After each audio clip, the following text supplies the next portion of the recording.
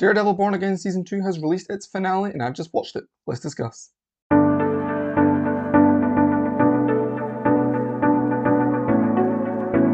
Hello and welcome back to the channel, or if you're new then welcome on in. My name is Jay. In this video we're going to be discussing the Daredevil Born Again Season 2 finale, though I will be drawing upon the rest of the season as well. If you've not seen it and you don't want to be spoiled, then save this video to your watch later playlist and come back later. Without further ado, let's get into the finale. TV show finales are often packed with action, and sometimes this can cloud whether or not the episode is objectively good. Marvel especially often gets criticised, especially in their films, for having a third act or a final act where the final fight just seems to be a big superhero CGI mishmash of powers coming together. Daredevil, on the other hand, because of the nature of the show and the characters in it, it's a lot more grounded. The action in it is not the same kind that you would typically see in the MCU films.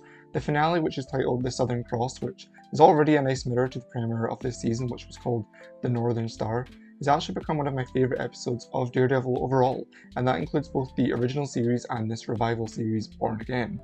Yes, there is a lot of action, but for me, it's satisfying, it's warranted, it's excellently directed, and it's balanced nicely along those courtroom scenes, which I'm always going to love in Daredevil. Daredevil and Kingpin are obviously the main characters in this finale. As I've said, I love a courtroom scene, and in this case, the trial of Karen Page actually spans over 2 episodes, starting with the last one, and we're getting more of the bulk of it in this one, where Matt is finally revealing his true identity to the public. The judge kept on sustaining the objections that were put forth by the prosecution, but it was so good how as the trial actually went on, the judge actually changed their mind and you would hear more of them flipping to overrulings as the truth finally comes to light. It was delightful to see. Of course, the biggest twist in this finale is that Daredevil actually ends up in prison. I say twist, maybe not the case if you do follow Luke Cage actor Mike Coulter on Instagram, where he, I'm sure, is already on Kevin Feige's list along with Mark Ruffalo and Tom Holland for accidentally spoiling what may happen in the future of the MCU. He's taken in that photo now, but it's all over the internet, and I'm sure if you're watching this video, you've probably seen it, and Matt's arrest probably didn't come as much of a surprise. Still, a big twist taking that away. Kingpin, on the other hand, after murdering several of the revolters that are coming against him in that amazing battle sequence at at the courtroom, should I say, which I think is City Hall, he does not end up behind bars. He is living in exile on an island. Kind of similar to how Vanessa, she was exiled before on her own, he's now on his own. They don't seem to ever get any peace where they can go off together. Of course, that was his own choice. He had the opportunity. Vanessa said previously that she would happily go away with him. He chose not to do that. Vanessa's no longer with him, and although he's not behind bars, he is in a prison of his own. There's no one there. He's in solitary. He has absolutely no one to talk to. The love of his life finally gone. I will say that whilst there's a lot of good performances in this episode, Charlie Cox especially in that courtroom scene that I mentioned, Vincent D'Onofrio just continues to take the cake for me. Kingpin said that he would keep on fighting for the public, but try to cling on to whatever sense of power that he thinks he still has, and he certainly did that. He just gives such a powerful performance to this character, fully committing to it.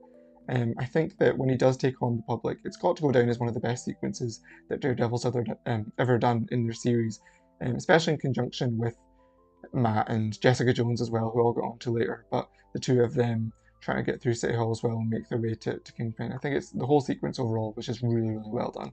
Other characters of note for me include Heather Glenn, who definitely had one of the most interesting, fascinating transformations as the season went on.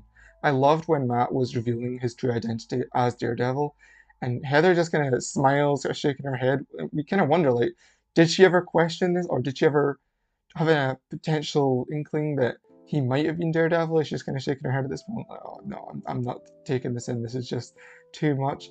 Really interested to see what they do with her in the future now that she has finally put on that mask. And on that note, her and Buck kind of had a weird sort of relationship throughout this season. He obviously got shot in the finale. We didn't see him die. I think if he did die, they probably would have shown that. It'll be interesting to see what actually happens there. I think if Heather Glenn is going to be the major antagonist going forward, it'll be interesting to see what their relationship is going forward.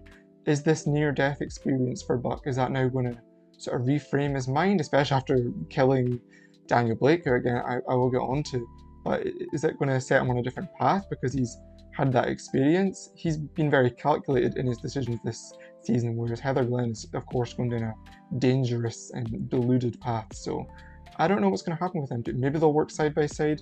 Maybe they'll be pitted against each other. We'll have to wait and see on that one. White Tiger obviously got their little moment too. Great to see. Such a little kid, but kicking ass nonetheless. So that was really nice to try to get justice for someone that she lost as well. Everyone got their little moment in this finale, which I really appreciated, trying to give those little moments to each character, because the show is full of characters. On that note, we also had BB Urick as well. She got a job at the Bulletin, and after a little mention previously in the season, we got to see Ellison again. So I'm really a fan of how, despite what happened in season 1 in the initial conception, we're really narrowing the gap between the original series and the rival series, any sort of disconnect that there may be. And that's only helped by bringing characters that existed previously back in. That includes Brett Mahoney, who I was really happy to see again in the previous episode, and he got to get to the centre of the action at the front of the line in this episode as well. So yes, let's keep those connections coming. Let's not keep these two iterations of the show apart. Let's bridge them together, and the show is definitely doing that.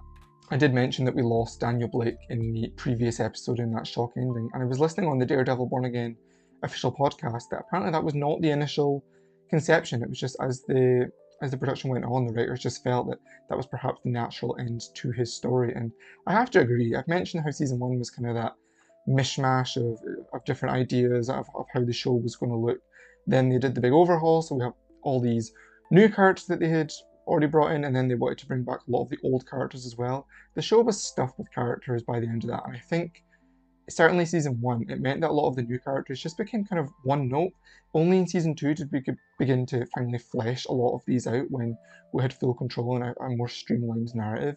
That worked with Daniel. We gave him a much more obvious and I think a much more better story attached to that character, so that when his death finally happened, it was a lot more impactful.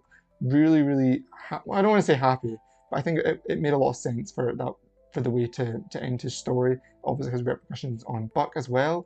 We lost Vanessa earlier this season.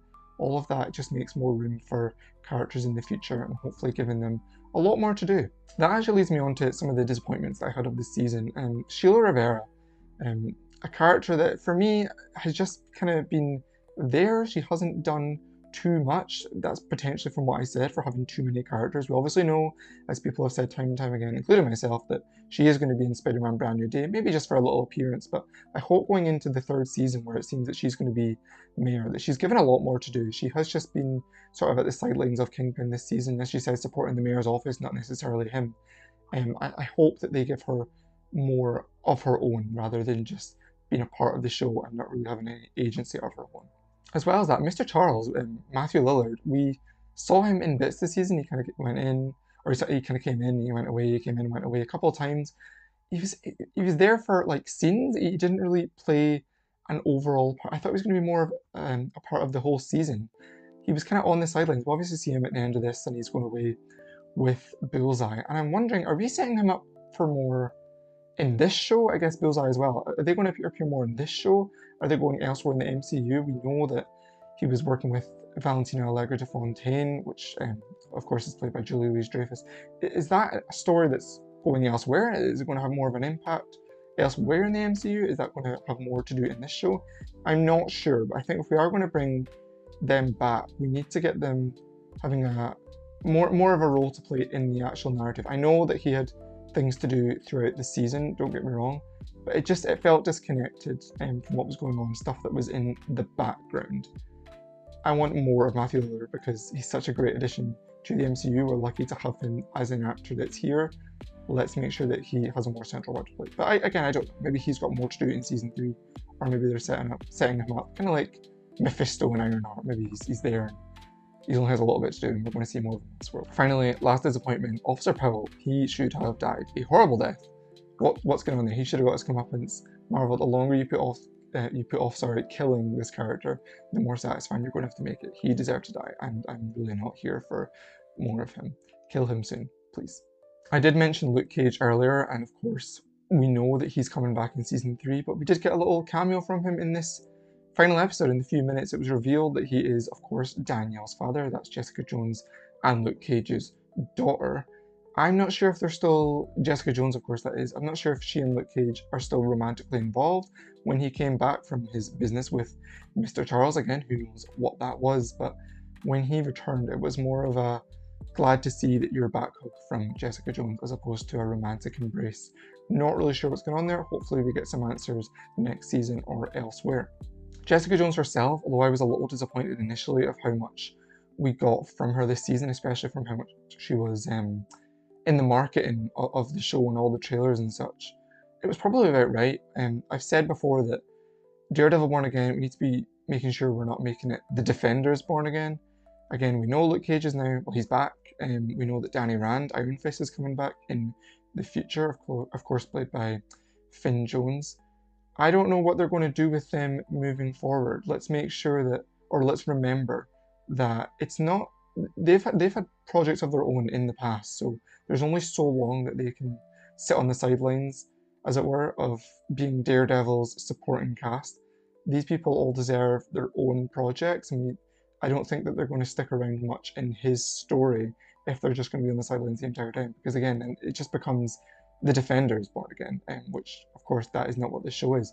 I am more than happy for them to get their own projects moving forward and continue them dropping into each other's shows as we did before in the Netflix era. I did appreciate how in the final shot of Jessica Jones in this episode, it ended on that zooming out and we got the Alias Investigations office sign. Is that a sign we're going to get more of her own content in the future? Are we going to get a special presentation? A series maybe? I would love to see that. We'll have to wait and see. But I can't see Alias Investigations being a massive part of Daredevil Born Again. It's just, that's not what it is. It's its own show, or it's its own part of her own show. So we will see what happens there. If I were to give Daredevil Born Again Season 2 Episode 8, the finale, an overall rating, I would go the full way. I'd give it 5 stars. If you look at the whole season, I would strip that back to maybe 4.5 stars, but already what a massive improvement from the previous season and repositioning Daredevil as one of the Marvel Cinematic Universe's best assets that they have. If you enjoyed this video, please do give this a like and subscribe. It really helps me out. We just hit 100 subscribers, so happy to have you all here. And I've got lots more to come. I want to do a Daredevil ranking of all I guess the 5 seasons that they have now, and pitting them against each other, see where Daredevil Born Again Season 2 fits into that ranking. Really excited to do that. I will see you all next time. That is all from me just now.